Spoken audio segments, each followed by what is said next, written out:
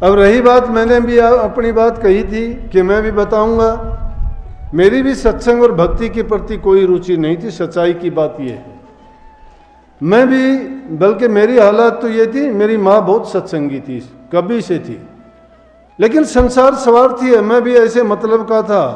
8वीं क्लास के पेपर दिए मैंने,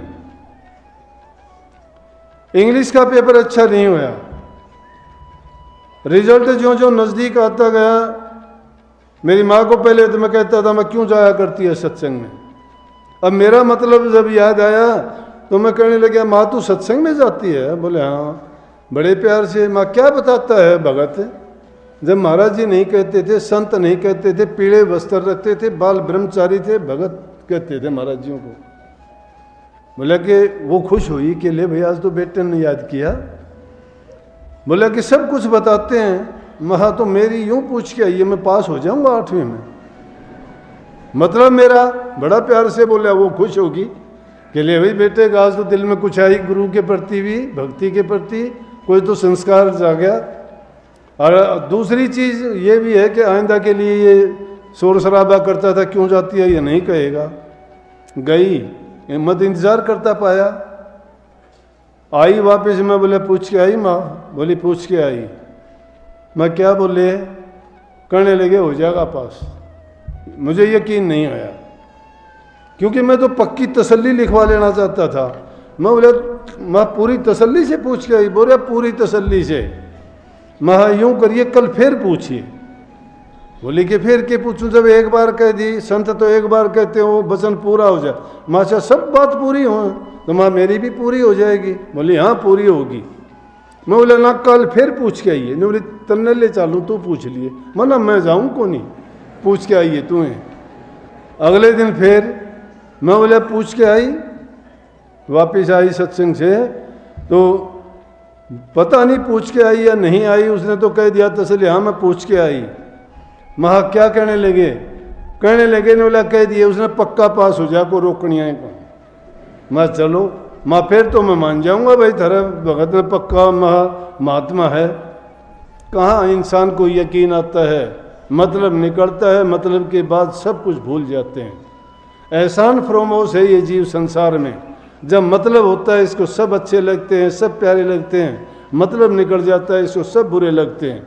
माँ बाप भी बुरे लगते हैं। बैल सारे काम करता है हमारा। महापुरुषों ने फरमाया है कि जब तक बैल चले हड़िए में तब लग लाग गए प्यारा, बूढ़ा हो जा नाथ काट दे घर घर लाठे खा रहा, गरज बिना कोई नहीं प्यारा। गरज के बिना कोई प्यारा है ही नहीं इस दुनिया में। सब स्वार्थ से लिपटे हुए हैं। माँ हो, बाप हो, भाई हो, बहन हो, जमाई हो, धी हो, कोई भी हो, जितने भी हैं स्वार्थ के नाते हैं सारे के सारे। वही हालत बूढ़े माँ बाप की है। मतलब निकल गया, कुछ दिन के बाद में रिजल्ट आया, मैं पास हो गया। वो तो बड़ी खुश हो के कहे कि बोले देखा बताया था ना पास हो गया। मैं क्या हो गया? जब रोजाना पूछने वाला आज कहता है कि क्या हो गया, मुझे याद है अच्छी तरह वो बात। बोली रे जब तो तू यूं कहा करता। माँ हाँ चलो हो गया होगा। बोली कि वो नहीं कहा करे से। बोले एक बार जाया तू माना, मैं जाके को नहीं ठीक हो गया हो गया। भूल भाल गया कोई बात नहीं, पढ़ लिख लिया, बीए करी, बीएड करी, मास्टर लग गया, कोई आना जाना नहीं। बल्कि इतना वो हो गया कि अगर रास्ते में गली में सामने जाते दिखाई चाहे किसी के घर में बढ़ना पड़ता, मैं सामने नहीं गया कभी। देखो दुर्भाग्य था कि नहीं, क्योंकि ज्ञान नहीं था, समझ नहीं था। मैं तो भागी इन बच्चों को मानता हूँ जो छोटे छोटे बच्चे हैं आज जो सत्संग में आते हैं, सत्संग के वचन सुनते हैं, इतना प्यार दिखाते हैं। कई लड़कियां थी, वो कहने लगी, एक लड़की तो आके कहने लगी, ने बोली कई लड़कियां मेरे से कहती हैं कि नाम ले ले, नाम लेने के बाद गुरु से बहुत प्यार हो जाता है। बोले ये आपकी तरफ भी भागी ऐसी आती हैं और इतना उनका प्यार कैसे, ये परमात्मा मिल जाता है क्या इनको? महा प्यार से बढ़ के परमात्मा नहीं है। जब इंसान को प्यार मिल गया, उसको यकीन और तसल्ली होगी, तो फिर उससे बढ़ के कुछ है ही नहीं। इसीलिए इस शब्द की आखिरी लाइन आपने सुनी होगी ना, उसमें कहीं ना कहीं आना ना कहीं जाना, आप पे बीच समाना। वो आना जाना और कहाँ है? परमात्मा को जिस कण कण में हम मानते दूर नहीं है, हमारे पास है, हमारे अंदर में है। हमारे सांस सांस में है, हमारे इरादे में, हमारे विश्वास में है, हमारी श्रद्धा, हमारे यकीन में है, हमारी सोच में समाया हुआ है। जब सोच हमारी गंदी है तो परमात्मा हमारे से लाखों मील दूर है, नहीं है वो कहीं भी। हमारे ख्यालात अगर अच्छे नहीं है हमारे पास परमात्मा, कहीं भी नहीं है, ना कैलाश पर्वत पे भी नहीं है, कभी सोचते हो, साथ में आसमान पे भी नहीं बैठा है। झूठी बात है ये, तुम्हारे मंजिल प्रकाश, ये जितनी भी बातें बनाते हो सब मिथ्या बातें हैं। सफाई दिल की नहीं है, भक्ति खाक है। दिल की सफाई करके देखो, तुम्हारे दिल के अंदर समाया और बैठा हुआ मिलेगा, कहीं जाना आना है ही नहीं। ये बातें ऐसे नहीं कह दी गई। जब भी कोई बाणी लिखता है वो बाणी उस मंजिल पर बैठ के लिखी जाती है जो रूहानियत का ऊंचे से ऊंचा दर्जा है। उस वक्त में लिखते वक्त कलम उसकी नहीं, सतगुरु के हाथ में होती है। और जो लिखवा दिया जाता है वो लोह की लकीर पत्थर पर अक्षर लिखे जाते हैं, अमिट होते हैं। लेकिन वो कैसे हैं कि लाल अगर किसी कुम्हार को मिल जाए तो गधे के गले में बंध देगा, क्योंकि गधा ही प्यारा है उसको सबसे, कीमत लाल की नहीं जानता वो। जब उस चीज की कदर जिसको पता लग जाता है तब वो समझता है कि बात क्या है।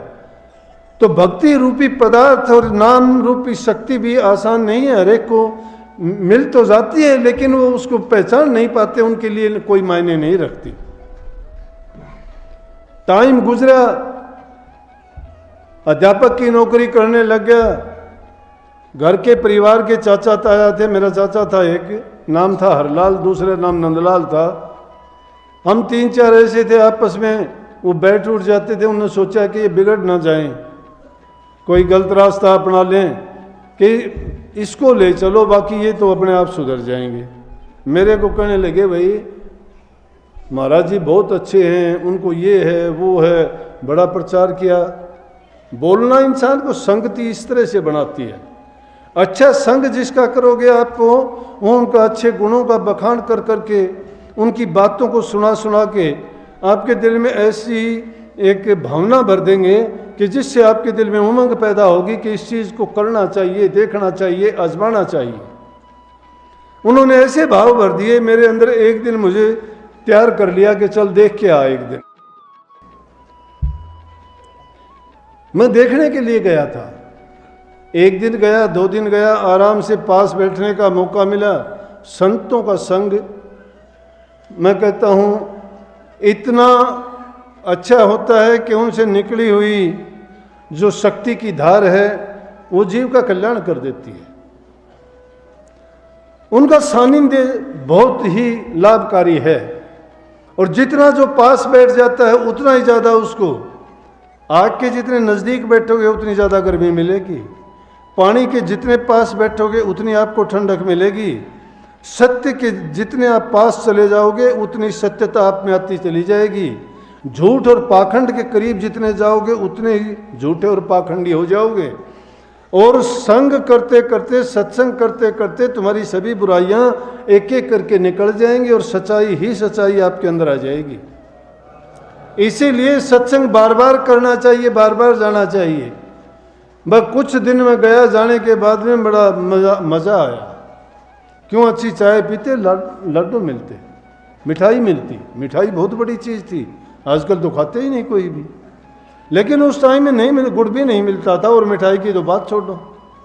तो मैं ये तो अच्छा हुआ भाई, शाम को अच्छी चाय मिलती है, अच्छी मिठाई मिलती है, ज़रूर चलेंगे, अच्छी बात सुनने को मिलती है, और स्पेशल ट्रीटमेंट होता क्योंकि बड़े आदमी के साथ जाता। एक दिन मन में ख्याल आया, विचार आया, मैंने सोचा कि एक अपना भाई हौलदार था, वो मेरे से पहले के सत्संगी थे, सेवादार थे, महाराजियों के संग रहते थे, बाहर भीतर जहाँ कहीं जाते लेके जाते थे। तो मैंने सोचा कि महाराज जी तो चाहे 1-2 घूंट लेते हैं, उसके बाद तो इसको दे देते हैं। मैं अगर ये पूरे संत हैं और इनको पता लगता है कि भाई आगे पीछे क्या होना है, जैसे कह देते हैं कि महात्मा त्रिकालदर्शी होते हैं, इनको आने वाली घटना का पहले पता लग जाता है, ये लोगों के भविष्य की बातें बता देते हैं। तो आज देखते हैं कि ये रोज़ाना चाहे इसको हौलदार को देते, अगर तुझे दे देंगे चाहे तो मान लेना कि भाई हाँ ये जानते हैं सब कुछ। मैं बैठे बैठे और चाय आई, चाय आने के बाद में 2 घूंट ली और लेके मेरी तरफ देख के कहने लगे, ले भाई मास्टर मास्टर कहते थे मुझे, नाम लेके कभी महाराज जी ने मुझे नहीं कहा, कभी मैंने ज़िंदगी में मेरा नाम लेते हुए उनकी ज़बान से नहीं सुना, मास्टर कहते थे, मास्टर मास्टर बस। कहने लगे, ले भाई मास्टर, मेरी झूठी चाय मैं किसी को दिया तो नहीं करता हूँ, लेकिन आज तो तेरे को दूंगा। चाय पकड़ो तो हाथ कामने लग गए, दिल कामने लग गया कि तूने तो गलत बात सोच ली थी, ये तो सब कुछ जानते हैं मूर्ख। मुझे चाय लेने की खुशी नहीं थी, खुशी मुझे इस बात की थी, जो मन में मैंने कल्पना की थी, जो बात सोची थी वो पूरी हो गई। तुम लोग सब ये ना सोच लेना कि हम भी ऐसा सोच लें वो हो जाएं, धोखे से नहीं। अरे ताली ना बजाओ, ये गलत है, ताली बजाना हमारा काम नहीं है, खेल तमाशा थोड़ा है ये। मैं हकीकत कहता हूं कि किसी की नकल नहीं करनी चाहिए। महाराज जी बार बार सत्संग में फरमाते थे, गुरु जो कहता है वो करो, गुरु करता है वो ना करो। गुरु करता है वो क्यों ना करो? क्योंकि गुरु तो उसका इलाज भी जानता है अगर करता है तो। सांप के पकड़ने वाले सांप को पकड़ के अपने मुंह से लगा लेंगे, हम अगर उसको पकड़ के लगा लेंगे सांप को तो क्या होगा? काट देगा, मरे, पीछा छूटेगा। लेकिन वो उसका इलाज जानते हैं। संत भी इसलिए जो कोई क्रिया करते हैं, कोई काम करते हैं, कोई उनका अपना तरीका है करने का, लेकिन हमारे लिए वो नहीं है। हमें क्या करना चाहिए? हमें जो उपदेश करते हैं, हमें जिस चीज के लिए करने के लिए कहते हैं वो करना चाहिए। पहले जीवन के सुधार की जरूरत है इंसान की। घरों में प्यार प्रेम नहीं है, हमारा चरित्र अच्छा नहीं है, हम झूठ, कपट, बेईमानी, छल, ईर्ष्या, एक दूसरे से कितना बैर विरोध करते हैं। अगर ये चीजें हमारे अंदर है तो सत्संग में आना हमारा धिक्कार है। क्या सत्संग में लाभ मिलेगा? दिखावा है फिर तो। इसीलिए दूसरे लोग हमारा मजाक उड़ाएंगे कि ये सत्संगी है। हमारे ऊपर नजर होती है सबकी, हमारे से उनकी ये आशाएं हैं कि अच्छा इंसान होगा, ये झूठ नहीं बोलता, इसके दिल में कपट नहीं है, इसके दिल में प्रेम है, श्रद्धा है, ये सेवा करेगा। दया धर्म ये मूल है, भक्ति के ये मूल हैं। दया धर्म उपकार, ये जिसके दिल में नहीं है तो भक्ति के रास्ते पे नहीं है वो।